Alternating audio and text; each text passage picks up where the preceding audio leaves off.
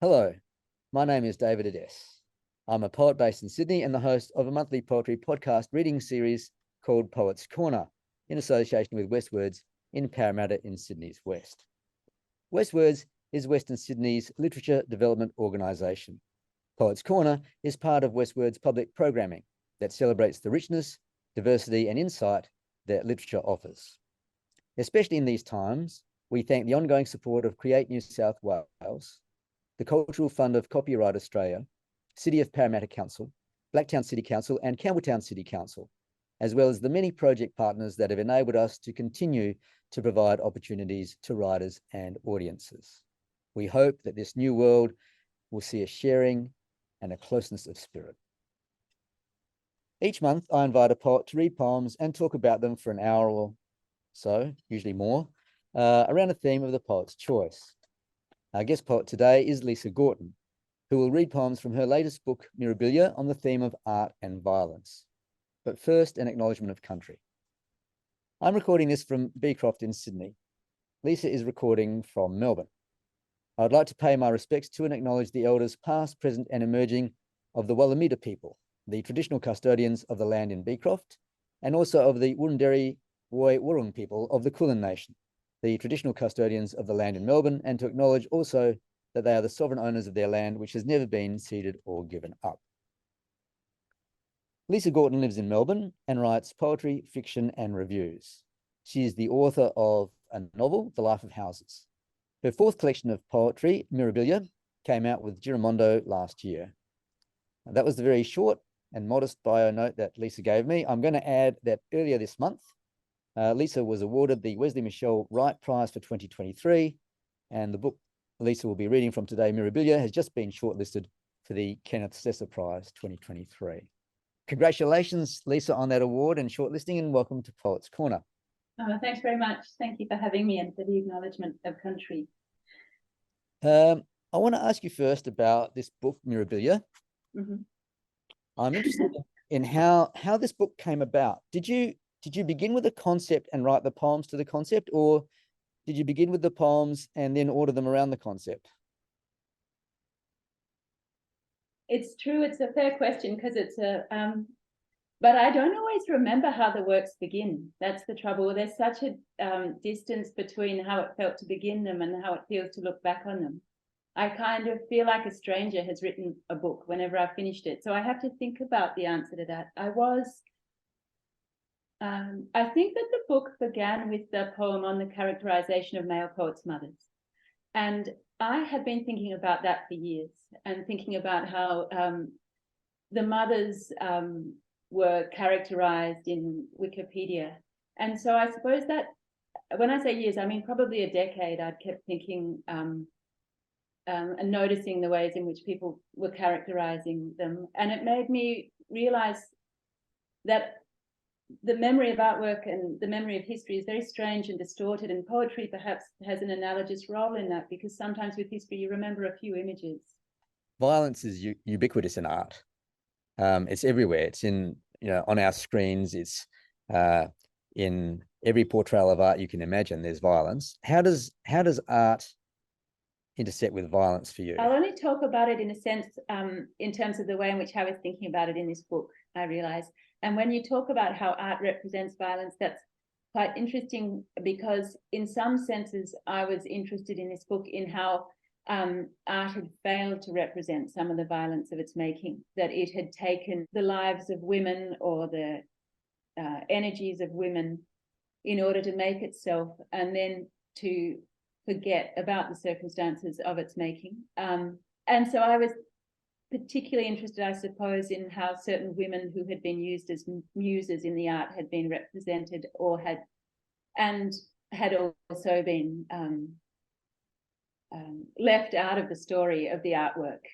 In a sense, arguing with history, I think, in a lot of this book, and historical memory, and the way it's tried to, and the way it's selected certain things which come to seem inevitable in the telling of them. And so I was trying to go back into the history of certain events and bring detail or bring context or bring in voices which had been left out in the telling.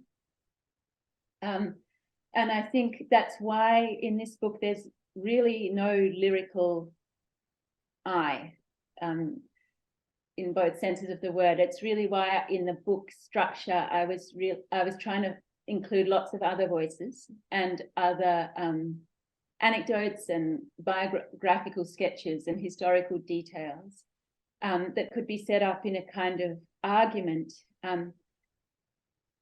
And I found that if I had a lyrical voice in there, it would control all that happened around it. And in a sense, I was having an argument with that, as I was having an argument with historical narrative, the way in which it might try to control representation or memory. Look, I noticed the absence of the I. It is quite marked that the absence, the I does appear, but it appears mostly in quotations when somebody else is speaking. It's not the I of the poet as such. So in a sense, you've moved yourself from the page. Did you have a particular focus in mind about this theme as it relates to the poems that you're going to read and talk about today?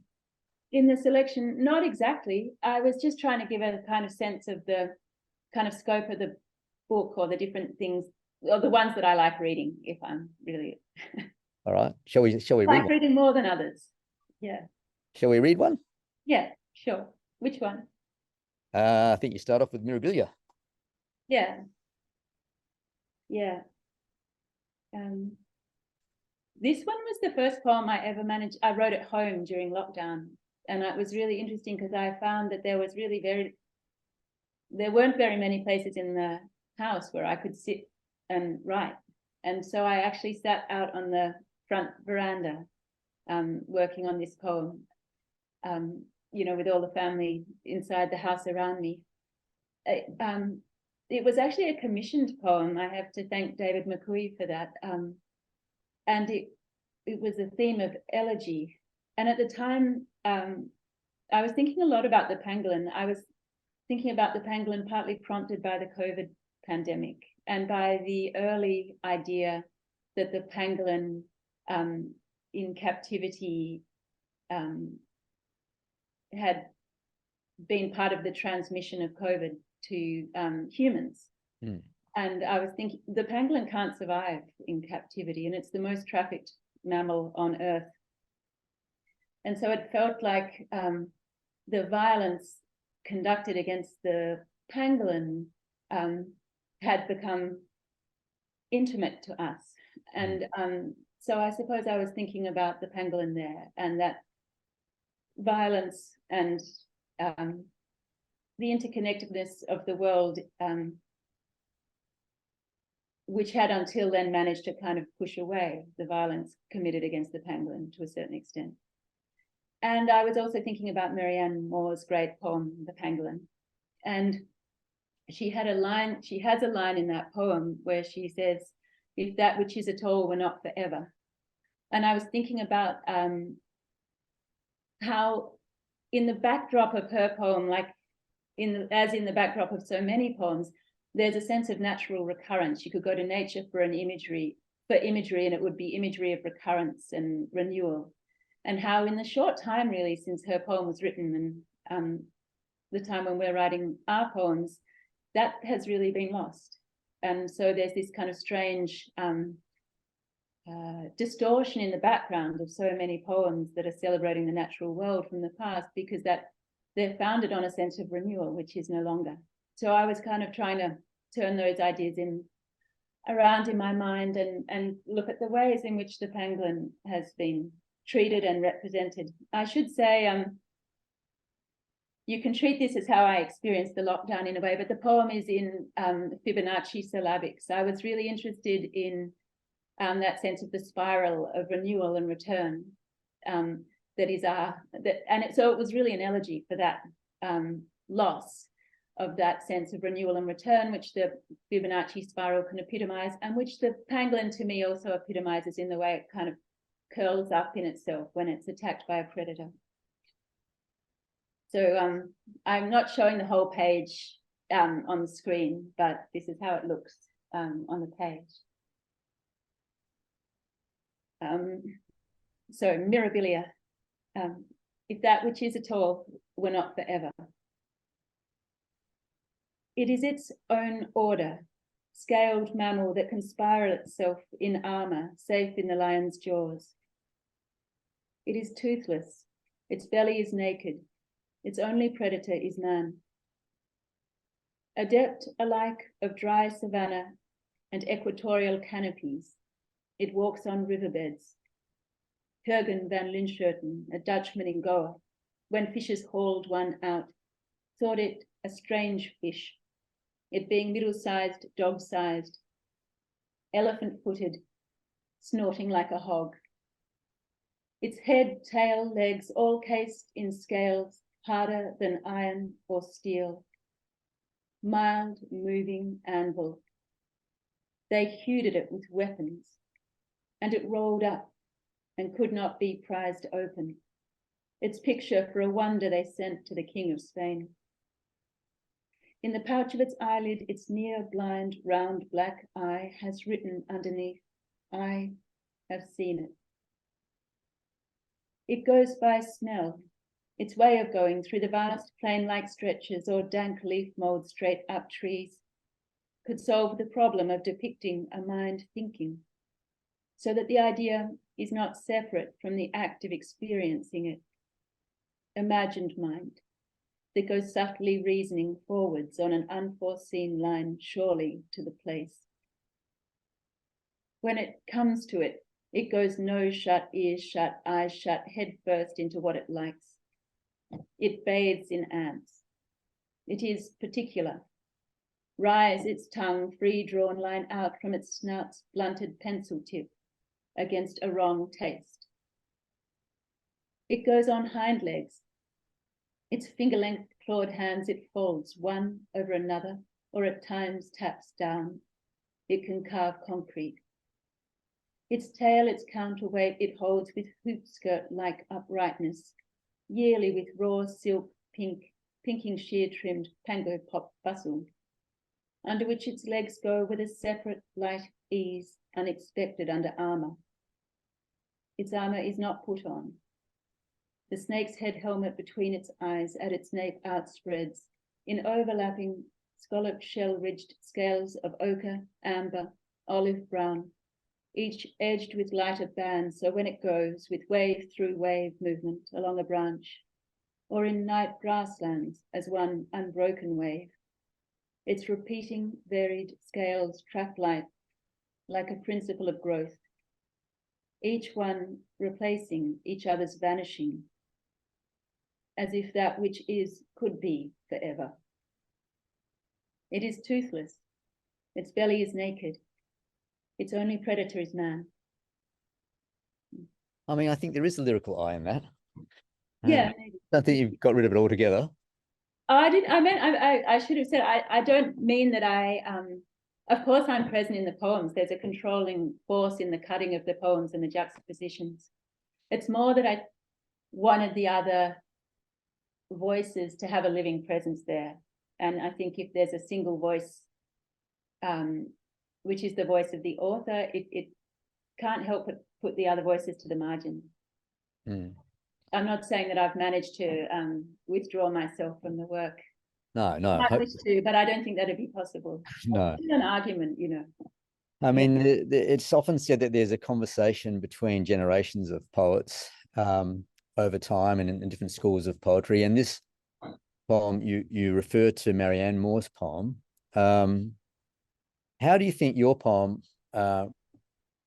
responds, or relates to her poem? Well, I greatly love her work. I don't take up that Harold Bloom.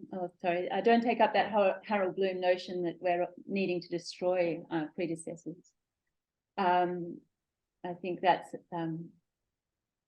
anyway. I think that reflects his particular view. I think that it was really in the sense that that we talked about before, really, that she had in the backdrop this sense of the natural world as this renewing force that would always be present, and that's gone. and the imagery in poetry has all changed as a result. The backdrop's changed. So it was really that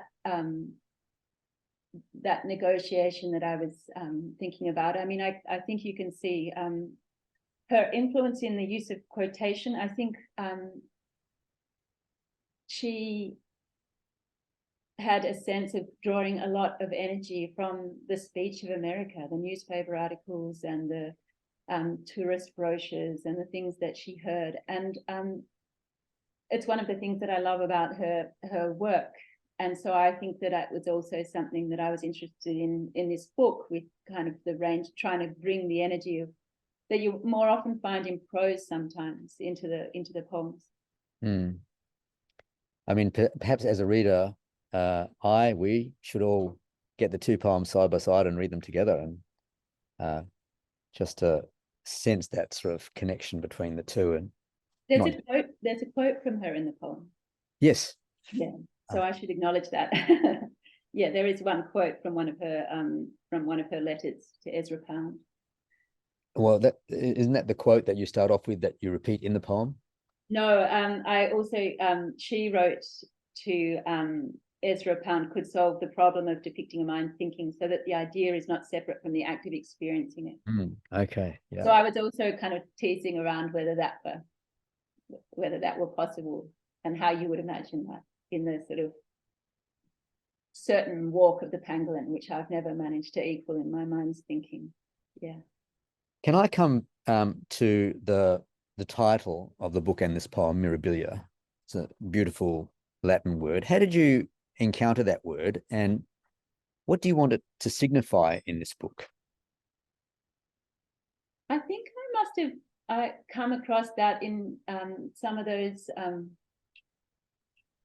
catalogues of what were called curiosities, really spoils of empire in the 1600s, that sense of wonder and marvel and the strangeness and the range of things which exists in those catalogues, but at the same time was a catalogue of spoils.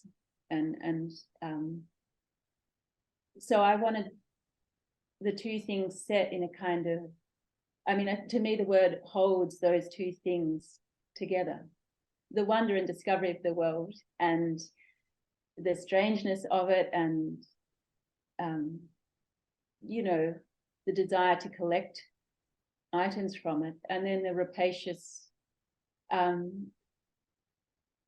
gathering up of things from elsewhere out of their true context.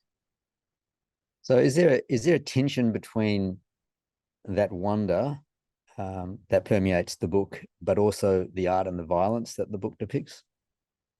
I mean, they're all juxtaposed. Well, I think so. I mean, I think that there's a certain love for the things of the world, which art has, and which it collects for itself, and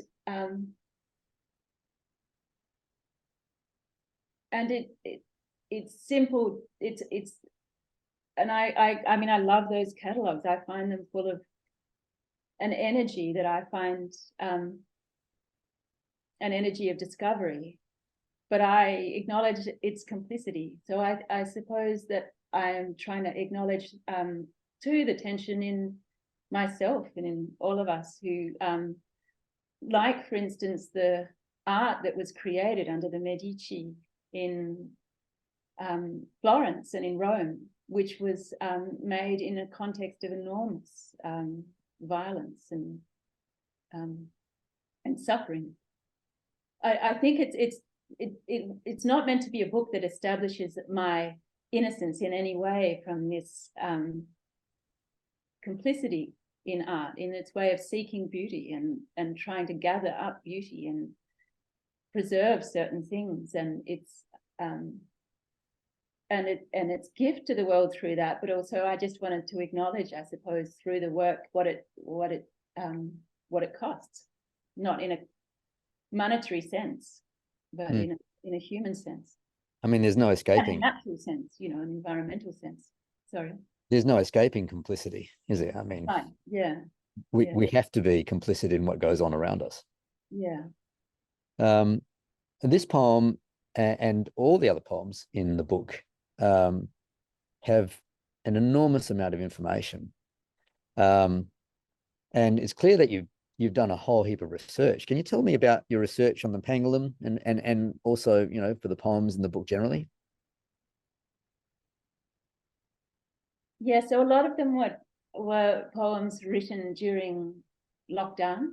And, that was a quiet time in Melbourne. And we were a hot suburb, so we pretty much were closed in for those years. And I think maybe that's why I had such joy in the research. I was reading other people's voices from a whole range of different eras and finding rare books online and historical works and catalogues. And so I think maybe there was a great joy in the discovery of people's voices and in the inclusion of people's voices. I wasn't sure I wanted to hear mine all the time at that point. For the pangolin, I actually spent a lot of time researching parts that weren't directly in the poem about the trafficking of the pangolin, just the raw numbers, how it's done, how it's pursued in law, how the pangolins are kept, transported, boiled alive. I was in a strange sense, maybe it's relevant to what we're talking about. I was going to have a companion piece poem to that one, which was a study of that trafficking and the suffering of the pangolin in it. And somehow, in a weird way, I felt that was in this poem. So I don't know that I put it there, but maybe it isn't. So a lot of the research that I did for the pangolin was really full of sorrow. Do you think you're a little bit of a bowerbird for obscure facts? Well, I am really good at forgetting things. So a lot of facts are a surprise to me. And sometimes things that have been perfectly obvious to everybody come as a complete surprise for me. I don't always notice things properly somehow. And so I hope I'm not trying to seek out obscure facts, but I think that I was trying to seek out, in a sense, forgotten voices, if that's. Yeah. Who's going to speak for the pangolin, I mean. Right. Yeah. Yeah. So there are 8 species of pangolin. So I did a bit of research too. And they're all listed as threatened. And, you've mentioned that it's the most trafficked animal. Mammal, I should say. Mammal, non-human mammal. As you say in the poem, to great effect, I think, its only predator is man. So apart from drawing attention to the wonder of the animal itself, and to man's predation of it and trafficking of it, what else are you trying to do in this poem? You're trying to use the Fibonacci sequence to get the spiral, so you're playing with form. What else are you doing in this poem? Well, I'm trying to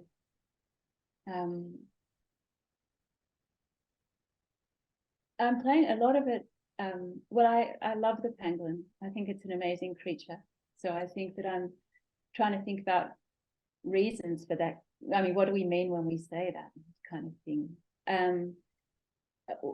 Is it that a set of what does it how does it figure for us? I've never seen a pangolin in its own habitat, and so when I feel that I love the pangolin, I suppose I'm thinking about what components of that there are. What kind of wonder does it have for me?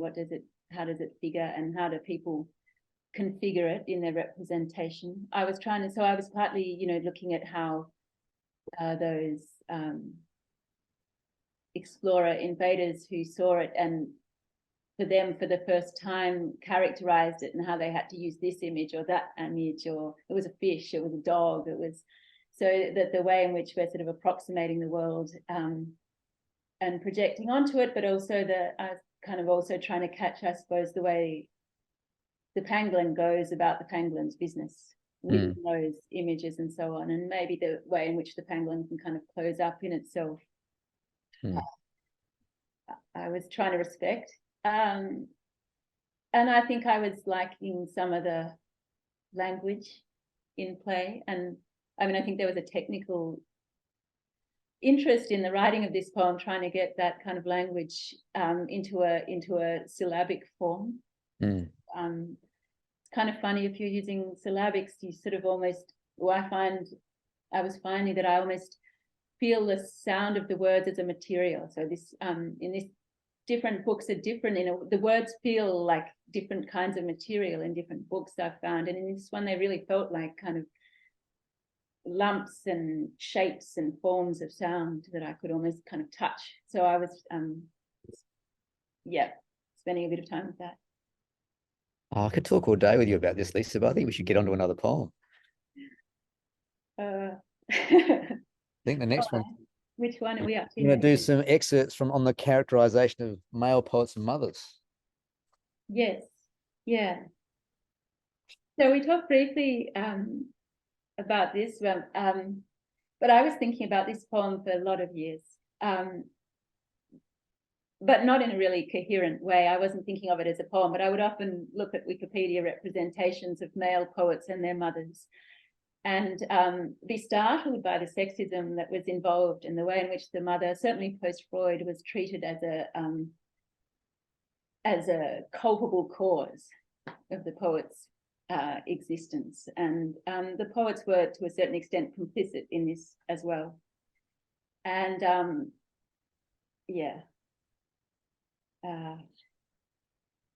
and so I was kind of gathering information. So this is partly a study of the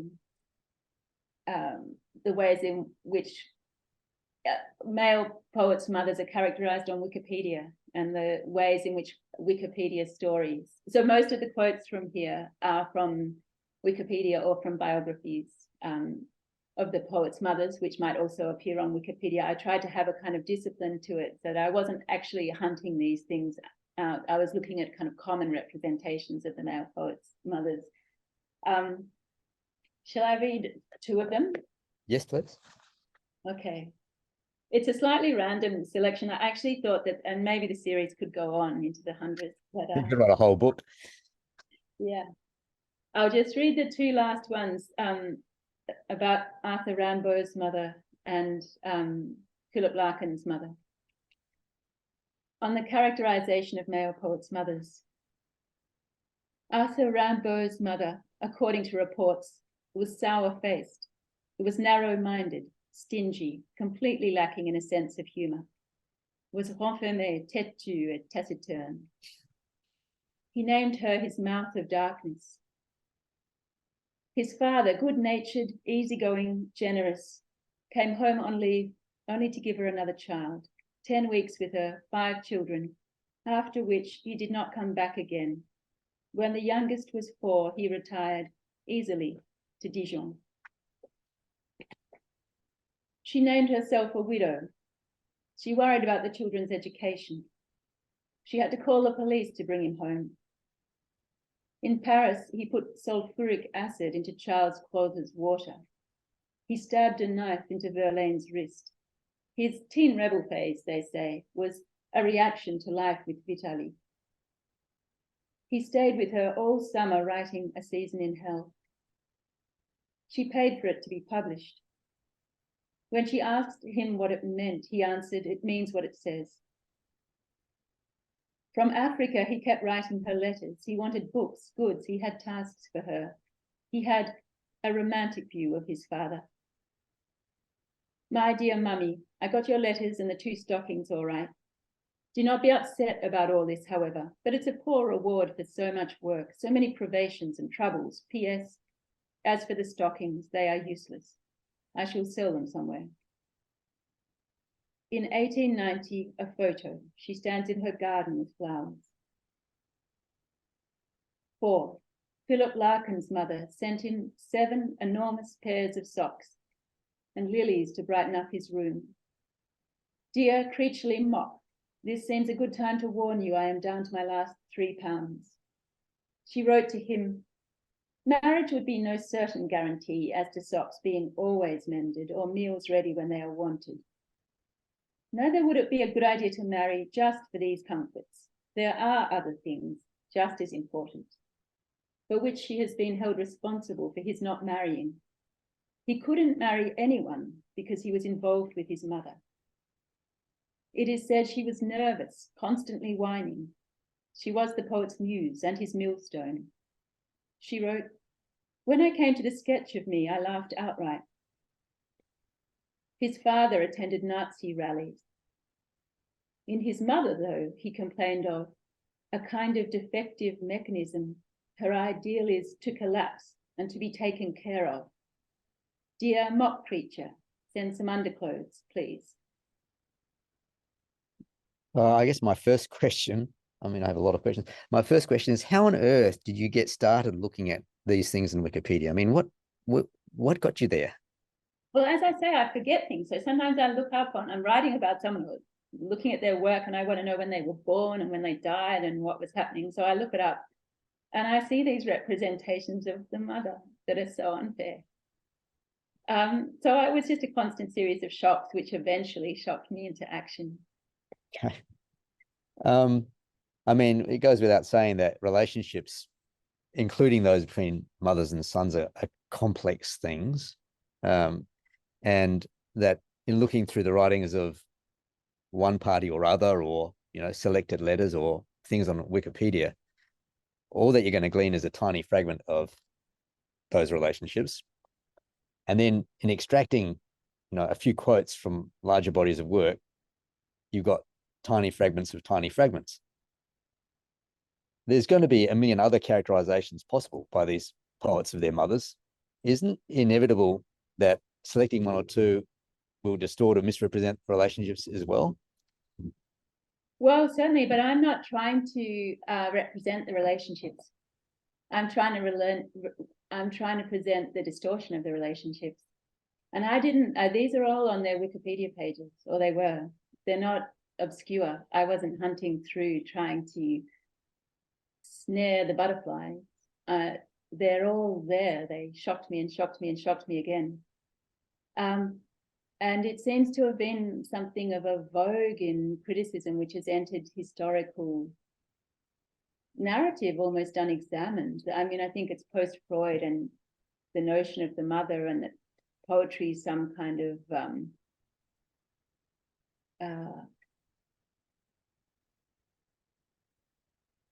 expression of the subconscious. And so I think that the sort of the mother figure has had a tough time post-Freud. Indeed. And I think that's come into, and it sort of misrepresents, in a sense, what poetry is as well. You know, you don't always have to write because your mother married twice. Yeah, I mean, it's very dismissive. I can't help but like these mothers, actually, from the bits that you've, you know, when I came to the sketch of me, I laughed outright. I mean, that's a woman of character. I like it. I'm on the side of the mothers here. I think they've been, I mean, how their sons treated them, I guess, I think this isn't entirely unrepresentative of how their sons treated them, but as you say, those relationships are complex.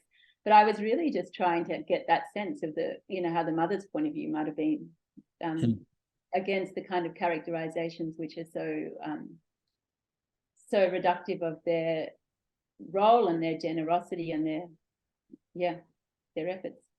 Yeah, they're giving. I mean, from these quotes, I wouldn't want to be one of these male poets. They come across as needy, petulant, entitled, dismissive, disrespectful, uncaring, ungrateful, unforgiving, and aggrieved. There's something very infantile about this, as if all these men are still little boys. Is that one of the things you're highlighting in the poem, that these poets, these male poets, have never really grown up? Well, maybe I'll need to do a longer series of the poem. I was pretty tactful in keeping it to poets of the past. And other you could have a field day, I'm sure. I was very interested also in the fleeting references in the poems to the males, the poet's fathers, who seem to be quite idealized, notwithstanding some fairly significant flaws. And you know, the male poets seem to show no animus towards them at all. Did you put those little things in about the fathers to just highlight that discrepancy between the way the poets dealt with their mothers and their fathers? Yeah. And it's not only historical. I will say, though, I don't normally talk about the family or anything, but one time my husband picked up one of the kids from childcare and gave the child a bottle, you know. And everyone at the childcare said, when I went the next day, it's normally my job. So job's not quite the right word, but my responsibility. And they all said, your husband's amazing. Yeah.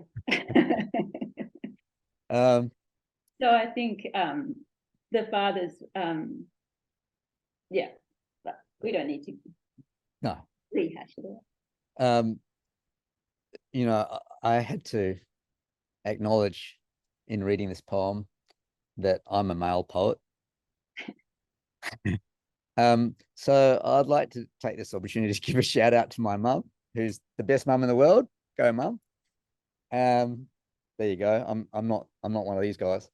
Shall we move on? Book of Revelations.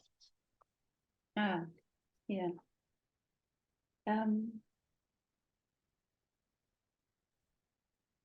This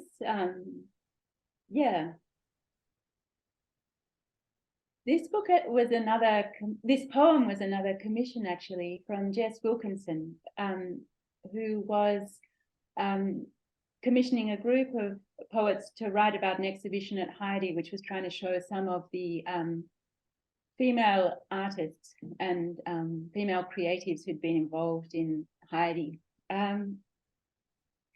And it was in the sort of original house at Heidi. And there were, it's a smallish space, and there were images, there were pictures by the women, and there were pictures of the women.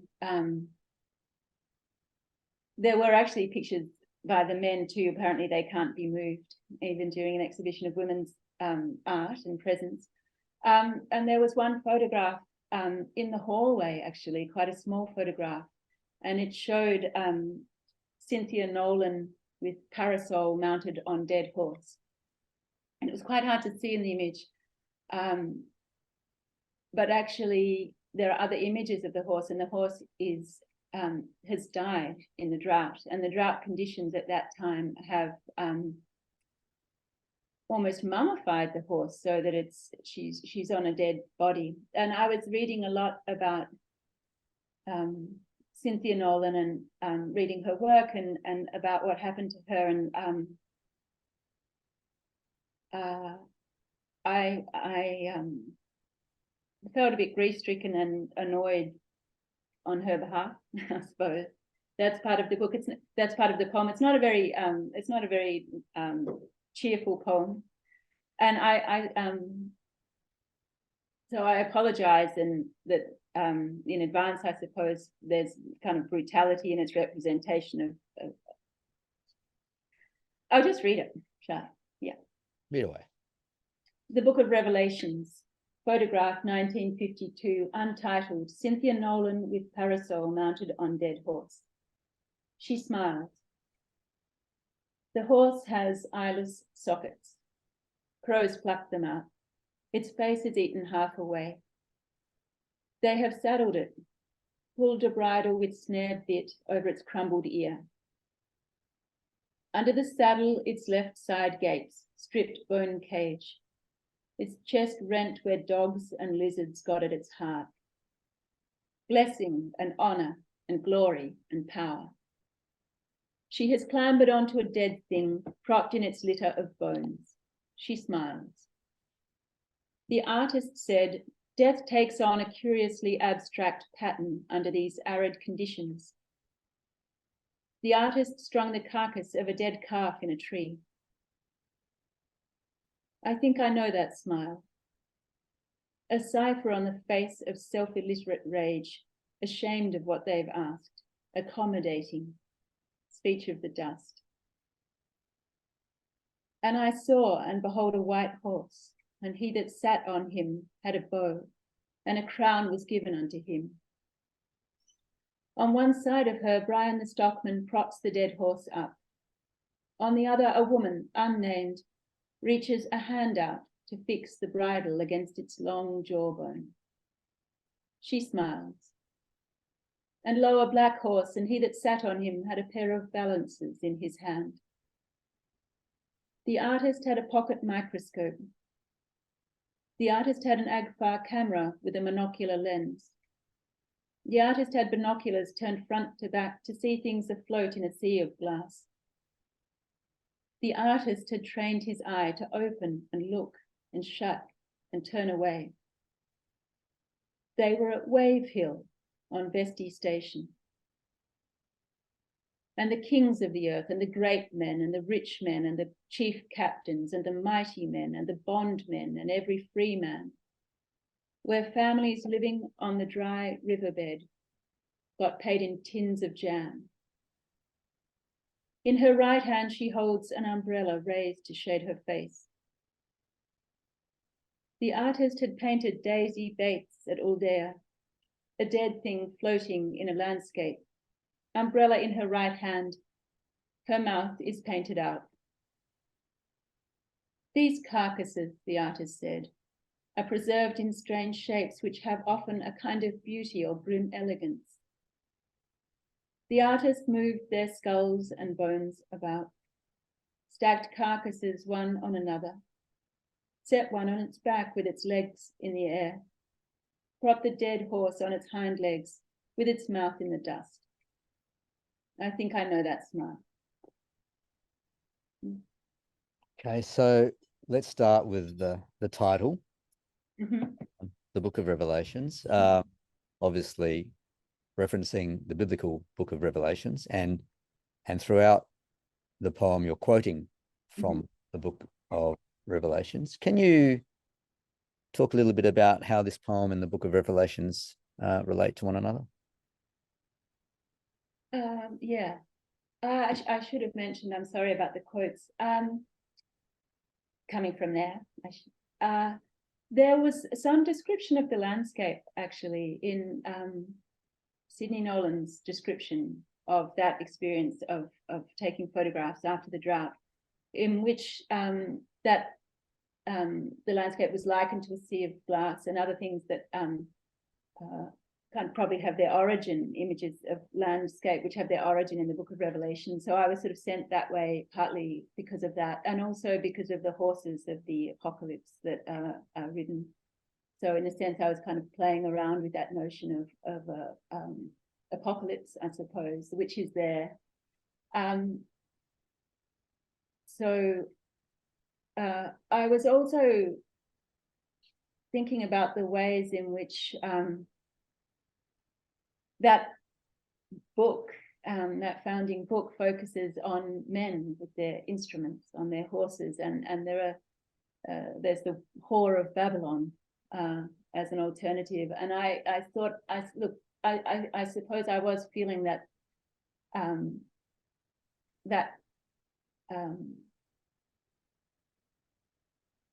a kind of resistance to that representation of power, and feeling that it was expressed to a certain extent in the experience of Cynthia Nolan, who was really, I think, talented, who was had a fairly abusive father,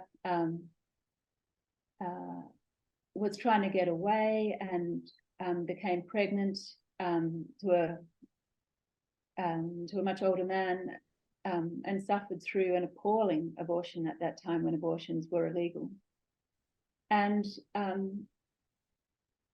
tried to get away from her family, and then had Sidney Nolan show up at her door, and devoted a lot of her time after that to supporting his career and promoting him and putting him forward.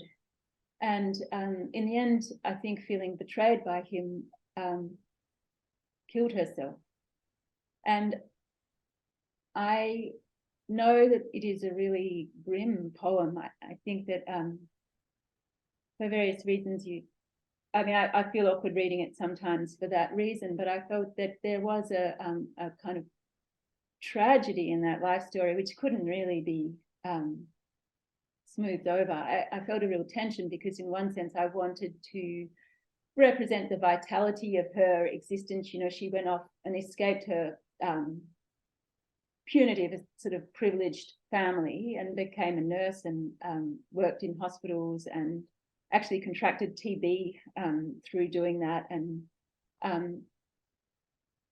kept trying to write and trying to live largely, but was quite hampered by the sort of pressures that were put upon her at that time, in my view. Yeah.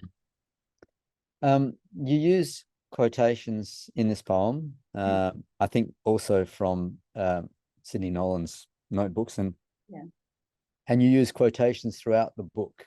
Can you tell us a little bit about the way that you use quotations and what you're trying to do with them? A lot about the quotation is sort of in the juxtaposition. I mean, I'm conscious of what you were alluding to before, in the sense that as the one who selects quotations and places them in juxtaposition, I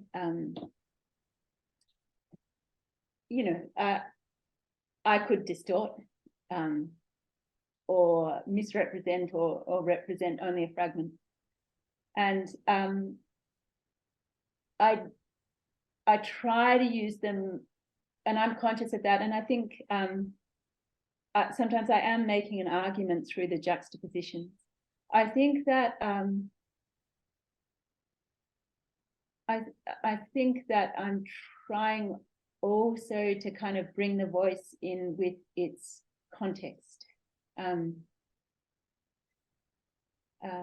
sometimes, so that the dialogue is a genuine argument with itself sometimes. But here I was also with this trying to meditate on Sidney Nolan's really his perception of the Australian landscape and what he saw at that time on Vesti Station, and how that shaped our view of this sort of continent now called Australia. And he really seemed to represent it as a kind of emptiness. And I suppose sometimes I think that I was trying to challenge that vision, which has been a shaping one, to challenge that vision now that there was a kind of that people just floated on the landscape. It was a really compelling vision, and visually I love so many of his artworks. But I was, in a sense, I suppose, maybe with these juxtapositions with Vesti Station, trying to show that sort of that vision of Australia, which has become kind of almost like this mythic vision of Australia, was a vision of the artist's self projected onto the landscape. I think that's why there's so much about the different tools that the artist was using to sort of scope and frame and invert the landscape and the sort of connections that could have been apparent had that been visible to him. So the artist is shaping a narrative. Yeah. So and you as poet are shaping an alternative narrative. Yeah. Challenging the artist's narrative. Yeah. Okay, I got it. Yeah. And I'm not thinking that. I mean, I know that as we were mentioning earlier, that if my voice isn't here as a lyrical voice here, I still acknowledge my presence is here as a selector and curator of the work of others. Yeah. And a user of them. Yeah. Curator is a good word, I think, for So I mean, the biblical book of Revelations is apocalyptic, and there's a sense of, you mentioned it, there's a sense of the apocalyptic in this poem as well. But curiously, I thought they're framed in the first and last lines of the poem, and a couple of times in the poem, by the smile. It's a recurring motif. Can you talk about that smile and you know what that smile means in the poem? Yeah, I can. I guess I can. I mean, I suppose I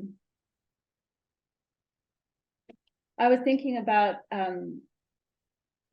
Cynthia Nolan in the beginning, and how in these circumstances sometimes there's a kind of, she smiles in the photo, and I found that what they call a punctum, because it's so, I mean, to be sitting up on a dead horse in a desert with an artist husband who'd never done any other portrait, and then to smile, it's a kind of unwilling complicity. It's that mystery of why I just have been in situations sometimes when I haven't had the presence of mind or the force of character to resist. And I acknowledge I was sort of trying to, in a sense, to sort of feel my way also into some of the things that Cynthia did, and some of the choices that she made, and some of the things that she went through, and how there's sometimes a kind of appalled assent to it because of a sense of almost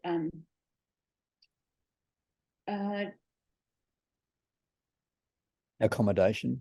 Well, yeah, that's the accommodation, but you know what, why, you know, and then afterwards what it's like to carry that. And so I suppose you know, I talk in it about the artist turning the binocular lenses around. I guess when I'm putting in about the smile, I'm to a certain extent turning the lenses around and saying, you know, I too know that. I too have assented to things that that I look back on and I think probably I shouldn't have assented to. And so I'm just trying to acknowledge that, you know. I mean, is there a sense that he's drawing her, he's painting her, but she's not really visible to him? He's not even painting her, it's just a photograph, like one of the studies that and some of those later became photographs. And I mean, the photographs that you talk of those dead animals are kind of visually really amazing. But yes, I think that he's not seeing her. She's just a prop. She's a prop and a help. And also I think with the umbrella, they were making reference to his picture of Daisy Bates, also, you know, a difficult character, yeah, a controversial character, rightly controversial character. So again, I think that they sort of just was a figure in the landscape within the context of his own art. Yeah. One of the things that I enjoyed unpacking as I was reading the poem is that it contains so many layers of gazes. So there's the gaze of the photographer.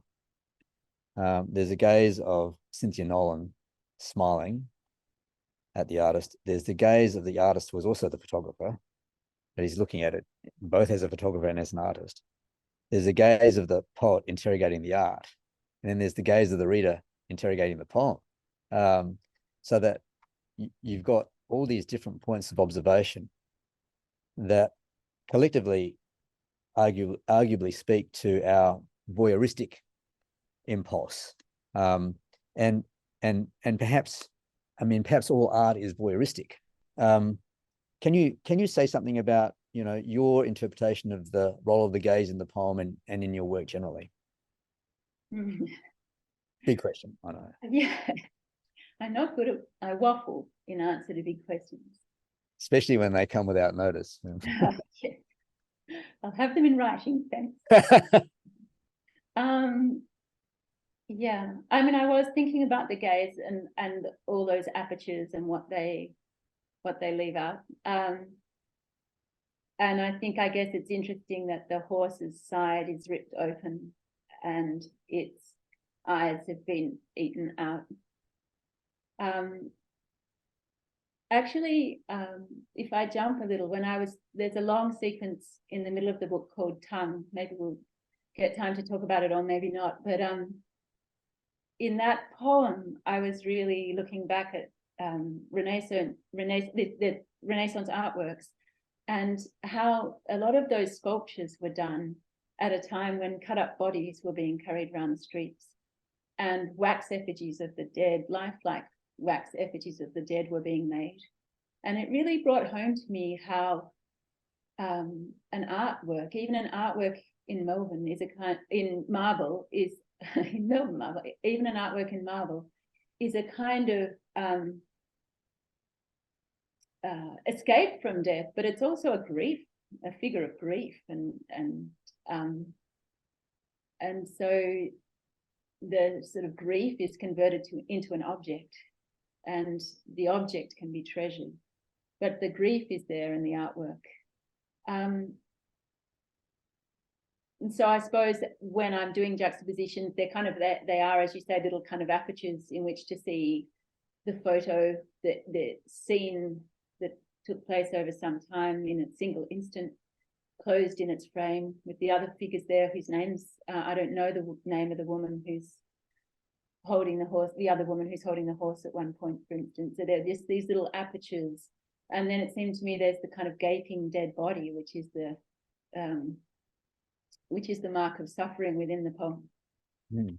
And is a record of that violence, even though it's solidified and mummified there and able to be stood up and clambered onto, the body of the horse retains the evidence of the violence that sometimes the art tries to complete. Mm. Oh, well, that's actually a good segue into reading Tongue. Tongue is a really Tongue took a long time to work on. This whole sequence took a long time to work on. So don't better not ask me any open questions about this one. I will. I will. I've got this terrible reproduction of the picture that it's about. I hardly like to show you, but I will, just because. But in reality, the picture is much darker in the foreground, with the window at the back as a kind of vision. But the poem Tongue is the beginning of a longer sequence, and so in a sense the poem Tongue is a description of that artwork and some of the language of shadow and light, which I think is there, and it's trying to analyze that language and find the sort of spiritual values that were trying to be associated with that by the artist, I think, which was Da Vinci, Leonardo da Vinci. And I was actually particularly prompted to this work. Partly I was lucky to see it one time at the Hermitage, but also because Bernard Berenson wrote a description of it, which really startled me, I guess. So I'll start with the description that Bernard Berenson wrote of that picture in an evaluation of it and whether or not it was by Da Vinci, and then read the poem itself. Mm-hmm. Tongue. One unhappy day I was called to see the Benoit Madonna. I found myself confronted by a young woman with a bald forehead and puffed cheeks, a toothless smile, blear eyes, and a furrowed throat. And yet I had to acknowledge that this painful affair was the work of Leonardo da Vinci. It was hard, but the effort freed me. And the indignation I felt gave me the resolution to proclaim my freedom. Okay, I should say there are notes in Da Vinci's notebooks which suggest when this picture was made in 1478, which was around the time of the Pazzi conspiracy. And it's also called the Madonna of the Flowers because there's a flower in it. Tongue. October 1478, I began the Two Virgin Mary. The Madonna of the Flowers has a line of black behind her teeth. The tongue in its dark laps air, and by that the sounding out of all the names of things is. On her lap the child is catching at the pale flowers in her hand, raised now into the light of that bare window cut through stone at the back, filled with nothing but sky, its lead white thinly over black. Flowers of the cross, cruciferae, bittercress. The child's hand is black along its knuckles where it reaches to catch those pale flowers, foreshadowing death his mother hands to him. First begotten of the dead, his dying already growing through his hand's flesh. When you begin the hand from within, first separate all the bones a little. Young Lorenzo di Credi in his imitation had the child take an acorn, righteousness, out of his mother's hand. The child's hand of a corpse in the still light of that soundless room, where the window has a city in it, and in the corner her bed is made. When I made a Christ child, you put me in prison.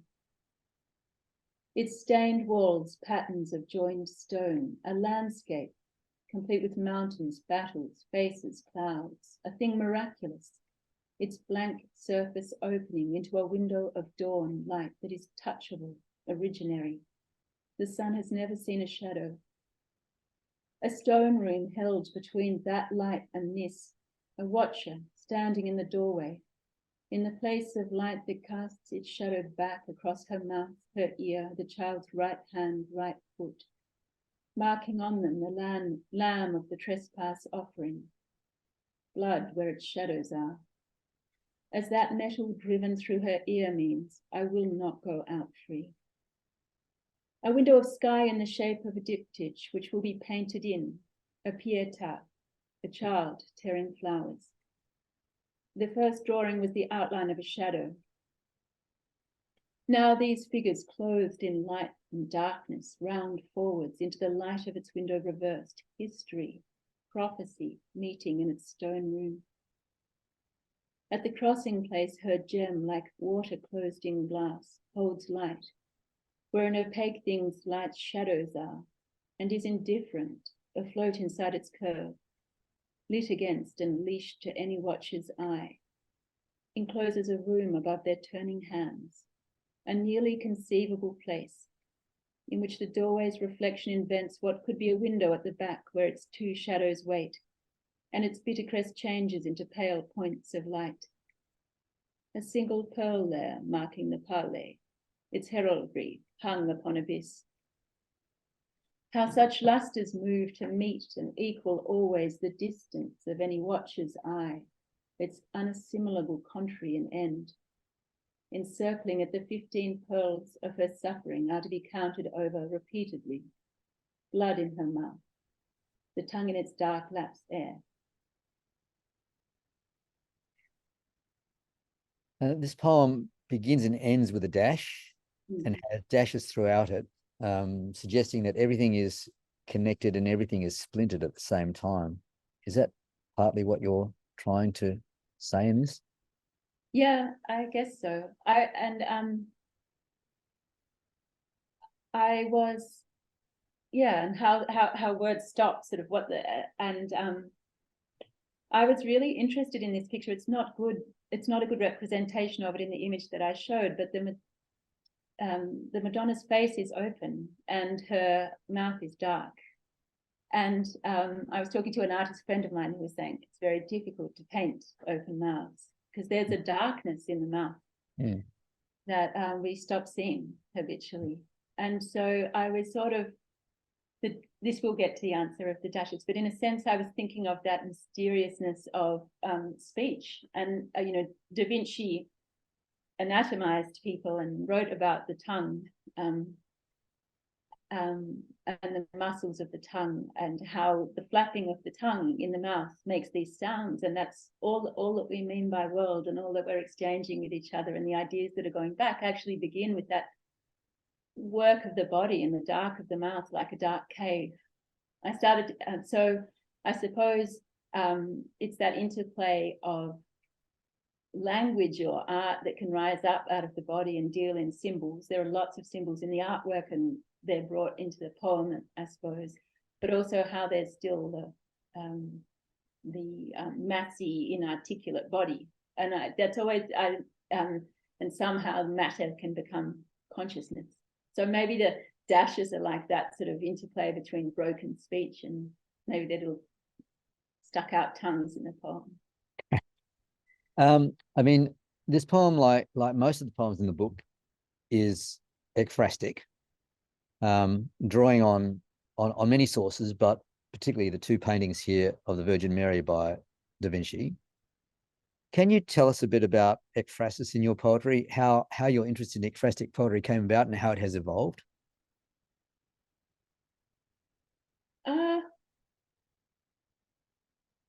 Yeah, I don't know that I can tell you how it came about. I don't know if I can remember that far back, but I suppose it's probably related to an interest, in a sense, in time and how a picture is stopped, and speech is not. Speech is continuous in time to a certain extent, and there's this just somehow just that simple fact just really interests me, so that you can talk about an artwork and the artwork just stops there, and yet it's carried through different times with different people talking. I think it's almost that sense of the object that survives in time, but with no experience of time within itself, against language, which always has time built into it. And then I suppose if you looked, I've sort of been trying to, there's almost a sort of a shyness that's sometimes built into my artwork where I really want it to be finished. But in this book, I was trying to kind of have a sense of there's many voices, something unresolved, something always tipping over, not very balanced.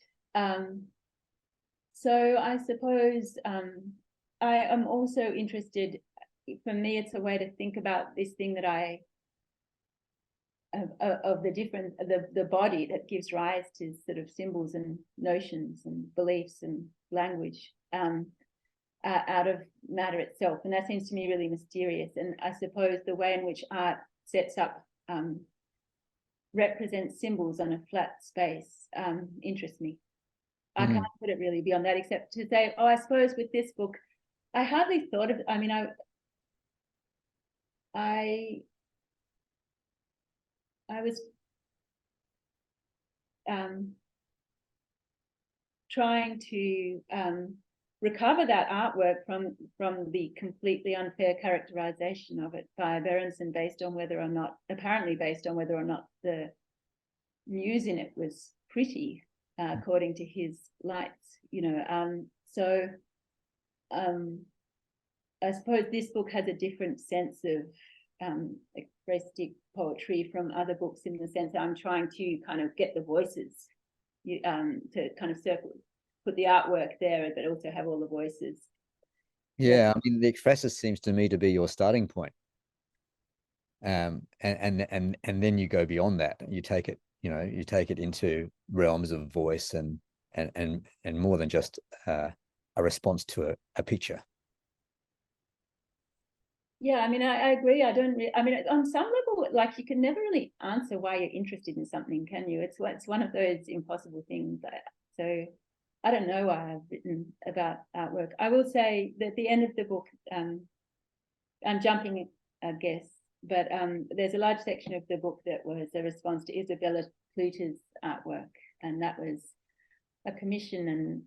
And so sometimes it, and that was a really lovely, it was a very difficult piece of work to work on, but her work is kind of mesmerizing and also set in politics in this really interesting way. It's a visual image. Somehow she manages to have a photograph or a visual image or of some kind that is set within contested politics. So I suppose that was another sort of starting point. Contested politics of space and representation. That was another sort of inspiration, I suppose. Yeah. I find myself reading these poems and turning them over and looking at them from different angles. And I think your answers to the questions that I've asked you today suggest to me what I think I felt, which is that they're a little bit like icebergs. What you see on the top is just on the top, and there's all this stuff underneath. There's all this thinking that's gone on underneath that isn't necessarily evident to the reader at first glance, but you know, some work's required, I think. And I mean, it's a good thing in the sense that, you know, it then responds to all of our own different interpretations of it. But I'm just wondering, this poem actually refers to opaque things, and there's a sense to me that your poems have a level of opacity or mystery. Is that something that you want your poems to have? Not really. I don't. I mean, I'm sorry if I haven't meant to make it felt in the poem. Though I think you've got to choose what you have in there, because otherwise you have nothing. If you have everything, you have nothing. It's like a wall of windows. There's no window there. So I suppose I'm sorry if they.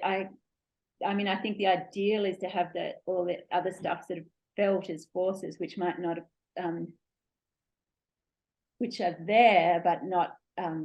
But between the words, as it were, or in the sequence of the words. I realized that tongue poem is a difficult, dense sort of poem, but I was thinking it's a difficult, dense sort of artwork, I suppose. So sometimes I was fascinated by what light and shadow mean in that picture. And there's a kind of language of light and shadow in it, which I think was a language developed in relationship with sort of Neoplatonism, but also with the Bible and its allegorical sense of what light is and shadow is, and where blood falls, and the shadow is a kind of blood, and where shadow falls, blood is. So I thought that was an artwork with a kind of argument, and that's partly why that poem is so. I'm just trying to trace what I see, the more I learn about, or what those kinds of presences of an open window at the back onto a dawn sky, or what a shadow falling from a doorway might mean as sort of before and after. Yeah. In history, a beginning, you know, and ending.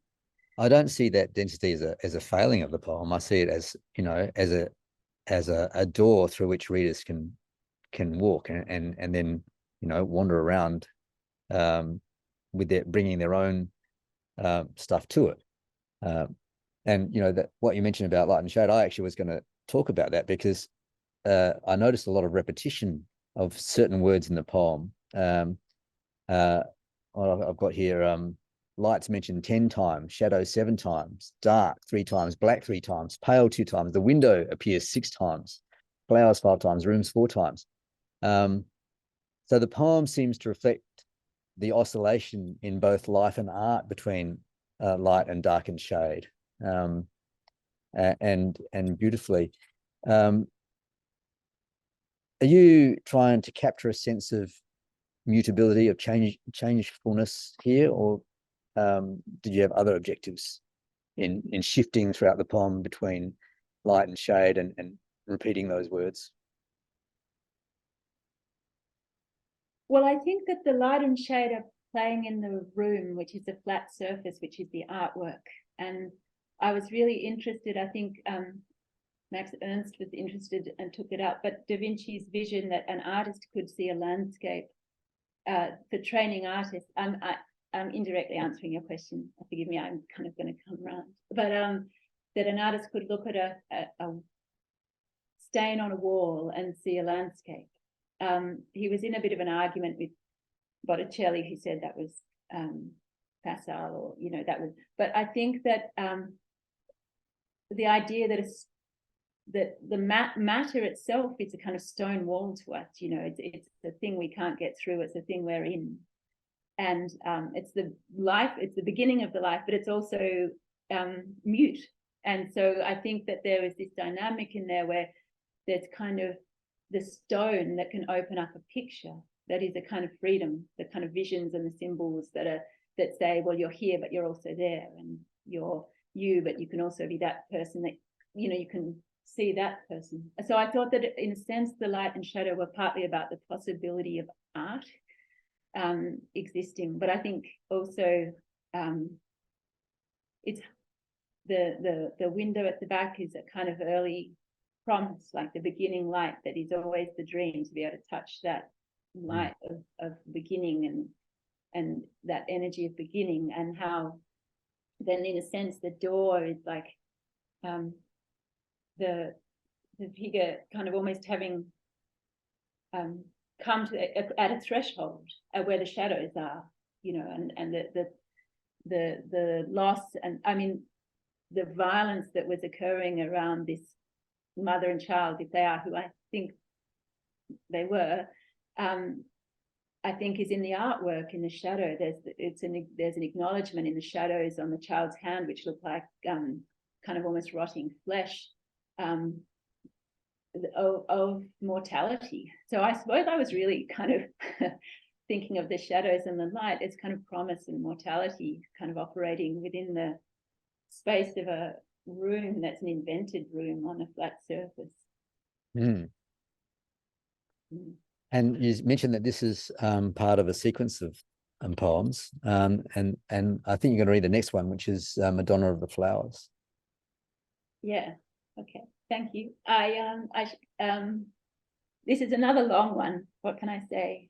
But I developed a theory through doing all that reading in lockdown, which I was enjoying, that the muse for the artwork, the Madonna, the Benoit Madonna of the Flowers, was a young girl who lived in anyway, a young girl who gave birth to the child of the man who was murdered, the Medici, Giuliano, who was murdered during the Pazzi conspiracy, stabbed in the Cathedral of the Flowers, St. Mary of the Flowers. And the story of this girl is documented. You have to look through all these little footnotes and kind of and corrections in later histories to what was said at the time. But it seems as though this child was born to this very young girl and poor, and the Medici didn't know if they wanted to acknowledge her at that point, because the murdered man had been betrothed to an ally. So there were all these political considerations. Anyway, eventually the grandmother of the child said, we'll keep the child. And but the child was raised by somebody else for the first 6 years and then brought into the Medici fold and became the disastrous Pope Clement. And Da Vinci there were two pictures that he made around that time, the Madonna of the Carnation and the Madonna of the Flowers. And he certainly gave at least the Madonna of the Carnation to Pope Clement just before he became Pope Clement. So I think there is a kind of historical link, possibly. But I think the Madonna of the Carnation presents the mother and child as well off. And this one is an interesting one because it's one of the first portrayals of the Madonna as a poor, young woman.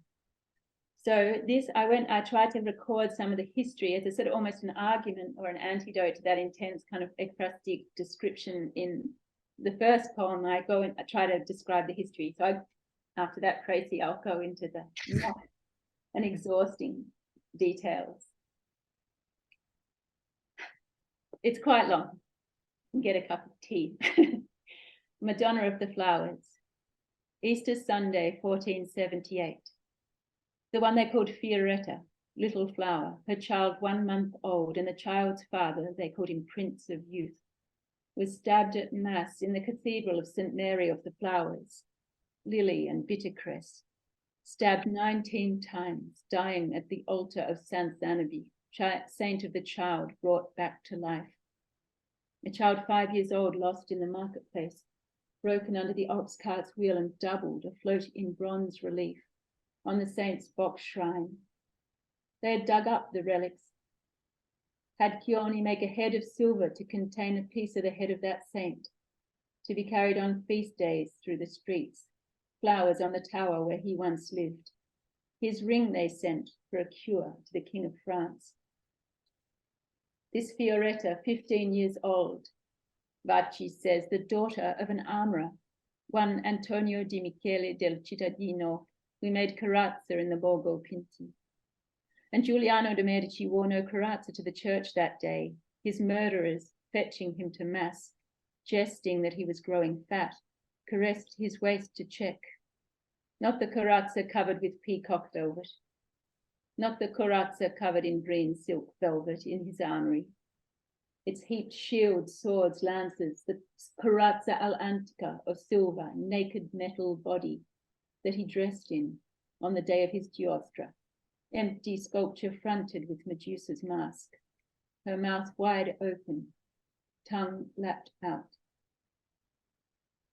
And Fioretta's given name was Antonia, was Antonietta, and she gave birth in a stone room in Borgo Pinti. And Antonio da Sangallo lived across the street. His brother Giuliano had been 6 years building a house there for the Chancellor Scala de Bellincini of the beautiful bowings, his coat of arms a ladder on a field of gold. And Giuliano de' Medici, Prince of Youth, had set the price of the first land Scala bought in Borgo Pinti, Mona Piera's house and garden with its apple orchards and its vines, land belonging to the Ospedali degli Innocenti, refuge of misery and guilt, its Nocentini named Ignoti Poverelli Esposito Innocenti, trovato, to be found again by a sign, a half coin, a cut ribbon, a broken medal. 500 florins to be paid in full when the widow died, Scala promising the dowry for a girl to be married to a servant of the Signoria, and the Prince of Youth's tutor, hating Scala, said, safe in his pomerium by the walls, this madman, rich from public embezzlement, takes his ease among obscene wolves, not to call them something worse. Fioretta, Antonia, a free woman. And they sent Antonio da Sangallo to tell Il Magnifico Lorenzo, who wanted no news of the child, his dead brother having been promised to I can't say the names properly, Semiramidi da Piani d'Aragona, daughter of the Lord of Piombino, ally of Naples. And the King of Naples and the Pope in league were making war on Florence, saying Lorenzo de' Medici alone of all the Florentines they held for an enemy, excommunicating the city, besieging Castellina. Only Il Magnifico's mother, who had tried to climb into her dead son's coffin, he was buried at last on the Feast of the Ascension, said she would not give up the child. So Il Magnifico, going to the place where Fioretta was, taking the child from her, handed her child into Antonio's care until his 7th year. And they baptized him 3 days after the Feast of San Zanobi, a month to the day after his father died. And Antonio held her child at baptism in memory of Giuliano, and they named him firstborn of the dead, Giulio e Zanobi di Giuliano di Piero, mother unnamed in the register. And Fioretta died that year, they said, or she went into a nunnery. And Scala bought cheap land where the pillaging armies had been. So on the back cover of the book, it notes that Fioretta had her child taken from her and was written out of the record. How did you find out about her story? And did you have to be a detective to try and put it all together? I felt like one, yeah. Yeah. A very cold case. Yeah, there was, well, there's a historian called Vacci who sort of didn't tell the official line always that the Medici wanted told. So I think that he, there were little scraps in actually a sort of appendix to the history of Florence, which he wrote, which, and there's a plaque on a wall which says that she was born there. And there's quite a lot of record of Antonio da Sangallo and that part of Florence where they were, I guess the Medici were trying to get holdings holdings. So I think that it's all speculative. I mean, one of the things that can happen when you spend a lot of time researching something, and what does seem to happen with everyone who writes about anything connected with Leonardo da Vinci, is that you kind of get a sense that you increasingly convince yourself. So I remind myself that it's speculative. But I think that it's interesting that her name was they called her Fioretta, and I think that there are flowers in the pictures, and I think that there were little that Da Vinci was interested in that kind of heraldry too. But yeah, it was a lot of just reading obscure things, and sometimes you've heard probably from my pronunciation of the names that I don't really speak Italian, and there are texts that I can find online, but they're only in Italian. There are a lot of sort of reading and all kinds of accidental findings off to the side along the way. I have to say, Lisa, I had to read this poem quite a few times. Yeah. Actually, I wrote out a little family tree to write out who was connected to who, because some of the names seemed to be similar, and it took me a while to work it all out. I was wondering, how many versions of this poem did you write before you settled on its final version? So many.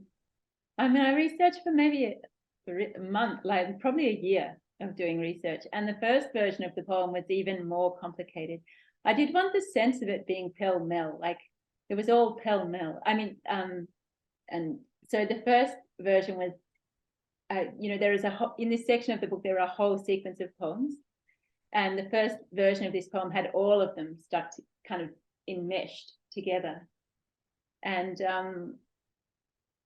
I was so much in the midst of it all that seemed right to me, because that really replicated the experience of trying to, find the stuff. But that was even more unreadable.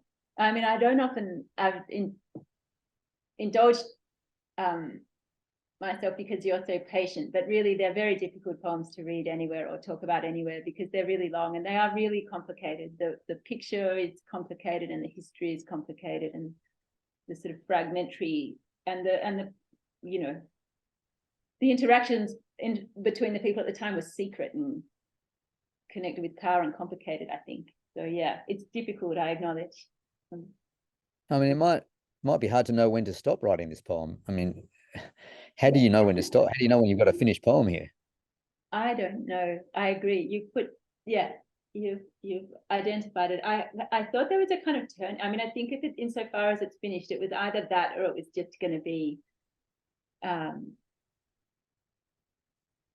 10-year work. There was this thing, or there was something else, and it's got but I mean, I think that I really felt that really recovering the life of that girl insofar as I could, within the context of that picture, was what I wanted. And there wasn't, I don't know, maybe someone will find some other source or come up with something else, but at that time I couldn't really find that much more. And a lot of the other history that's in the sequence is relatively well known. And so it was really trying to, the juxtaposition of her life within the more well-known history that was interesting me. So once I kind of felt that I really couldn't find out more about her, from Melbourne, small room during lockdown. Did her story capture your imagination? Is that what it was? Well, yeah. And I suppose the sort of dynamic of feeling like Berenson's careless dismissal, and how we all kind of carelessly dismiss the kind of these people, and the way in which the Medici just wrote, because she was kind of lower class and not the kind of mother that they thought the future Pope should have, just deliberately sort of wrote her out of the history and brought in someone else who would be the mother, and they would say that the two were married, kind of fabrications late in history. I suppose there was a sense of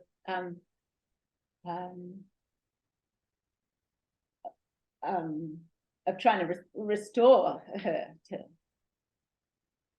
the story. Yes, I get that sense. I get that sense. And I think the word I would use to describe the poem is that it's an entanglement.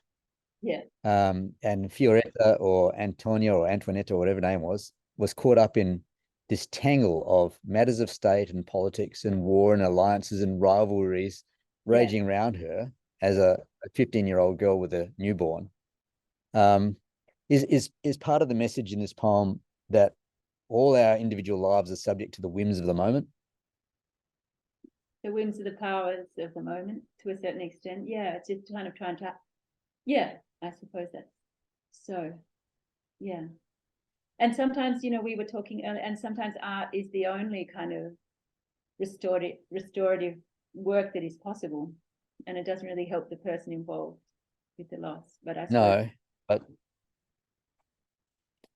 it makes them visible when they've been invisible, in a way. All right, we have one more fabulous poem, Reader's Digest, Great World Atlas, 1968. Right, I'll try to be quick. This one was this artist. I'm going to put this up. This is Izabela. This is a work by Izabela Pluta, Figures of Slippage and Oscillation, and it was brought out by Perimeter Editions, beautiful publisher in Melbourne. You have offices overseas, but they do the most beautiful job. And it really, there were these kinds of images that she made from a Reader's Digest Great World Atlas, which she found on the side in a garage sale on the side of the road as she was coming back from the beach. And they're images of the atlas printed really by the sun onto photographic paper. And both sides of the map have printed onto the paper. It's really hard to see like this, but you can see the writing from one side, setting out one side of the world, one part of the world. And then you can also see in reverse another part of the world pressed, and they touch in the map that sort of doubled on the page going back and forth. And she took different editions of the Reader's Digest Great World Atlas and was really looking in a sense at how names change and political territories change, and how these maps record that. And there's some of the first maps done with satellite technology and cameras and so on. And I was looking at those images and I thought that they look a bit like X-rays, and they press the world together the way that nuclear sort of testing and nuclear explosions, press the world together. And so I was thinking so I started off thinking I will look at the nuclear explosions that took place in the year of these editions. These are 3 editions that she caught images from in the work. And I was absolutely astounded and horrified by the amount of testing that took place in those years and in between those years.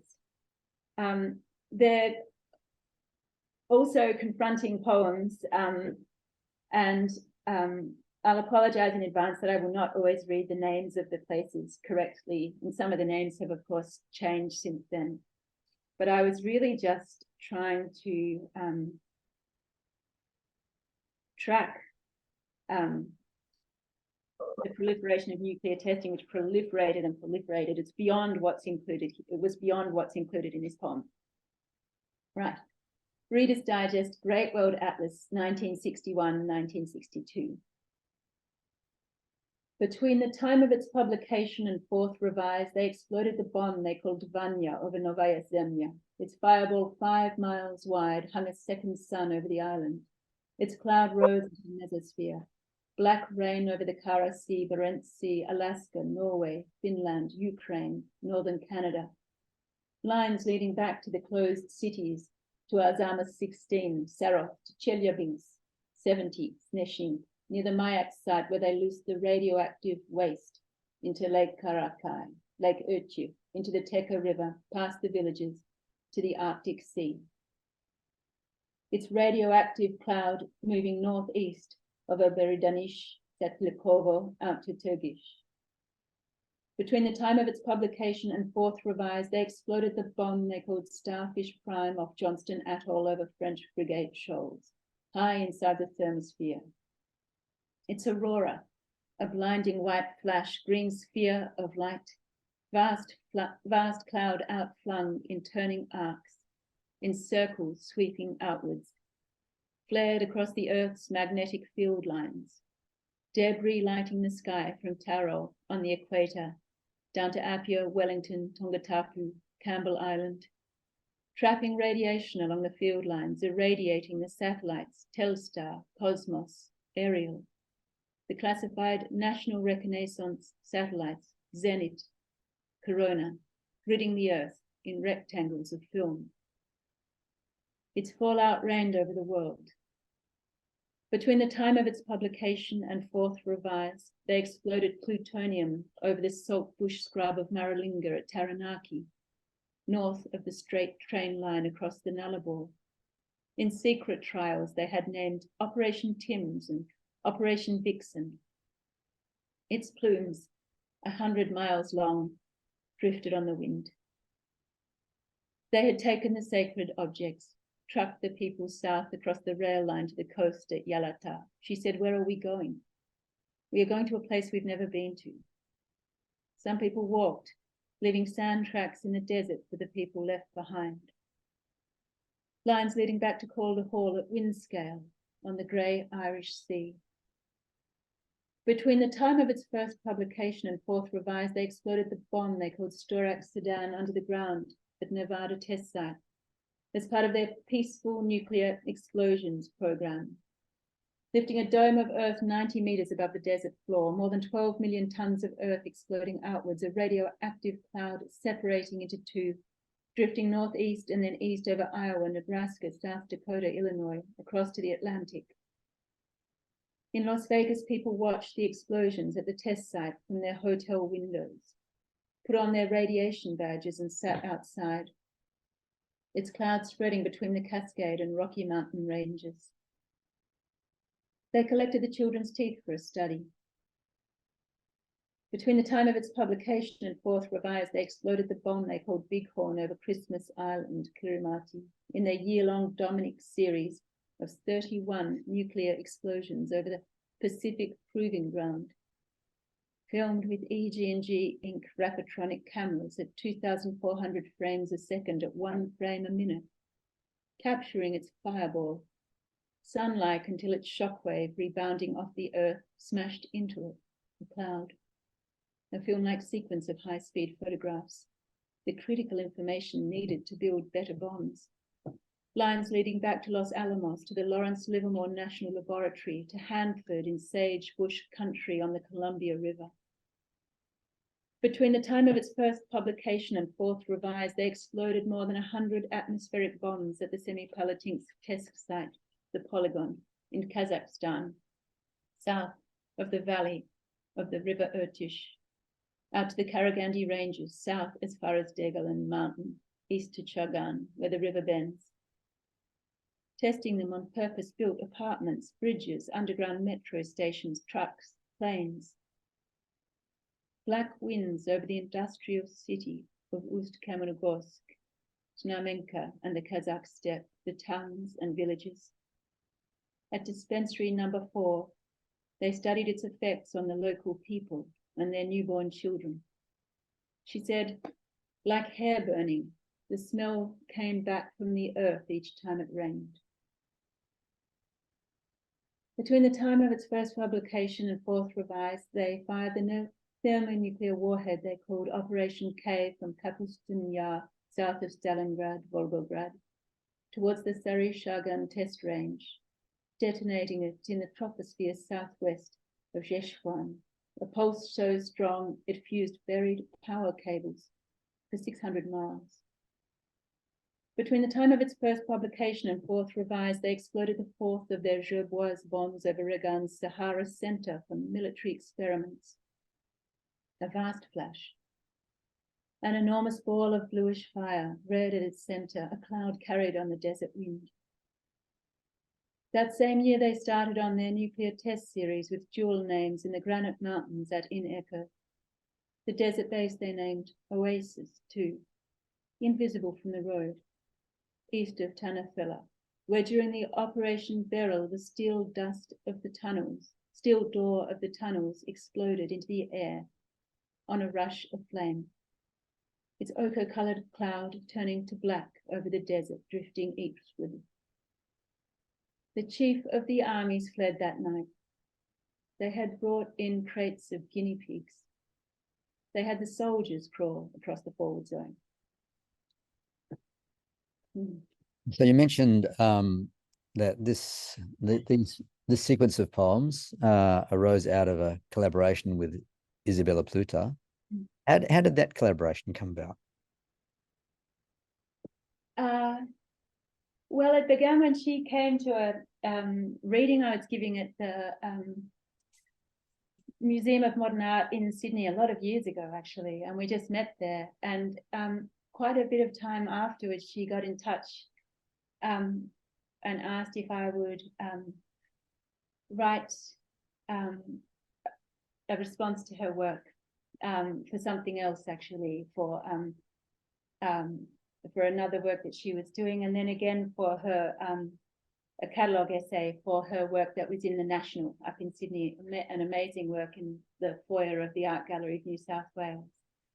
And so really she does amazing art, and sometimes she asks me to write about it. I must say, I thought that she would take like some of what I sent, but she's very kind of generous artist to work with, and so she took it all. So yeah. Did she give you a specific brief for these poems, or did she just ask you to look at the contact prints and write the poems inspired by them? Yeah, the latter. She's phenomenal. She's phenomenal. Yeah, and her work is actually fascinating to write about, because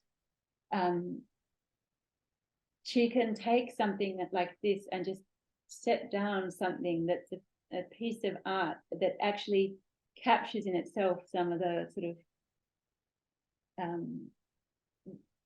political tension and geographic tension. You know, somehow her art has the sense in it of what is around it, which is, you know, something we talked about before as sort of the ideal. It's hard. Yeah. And you mentioned that, you know, when you did the research for these poems, you were shocked at how much you found. Is all that information easily findable about what happened? Pretty easily. I mean, it's there. It's more available now than it actually was probably 20 years ago, because you know, there are different websites that are amassing different countries' nuclear records. Not all of the countries who've tested nuclear capacities have made their records public, or have allowed people to communicate those records as yet. So I think there's probably more that we don't know about. But certainly, I couldn't even. You heard how long that was, and how kind of devastating, really, that was for the world. And that's not the whole of what they tested, just in that little year. Yeah. I mean, cumulatively, the poems are devastating, as you say. Anyone reading them would think, what were they thinking? You know, it's just madness. And I just wonder about sort of the blindness of politics, in a way, that we can see now in Ukraine, that, you know, you could go back in a few years and say, what on earth were they thinking? We're on the verge of extinction through the climate change, and they're wandering off doing this thing. It's kind of depressing, really. Is part of your job, really, I don't know if it's job, part of your purpose to bring all this back so that it's not forgotten? Yeah. Because I think I hadn't known it. You know, it all happened to the world, and it happened to the world right up and continuously, and I hadn't known it. If you'd asked me before I began about nuclear testing, I would have named a few names, and I would have had an image in my mind, a very compelling image, you know, of the mushroom cloud, but I didn't know.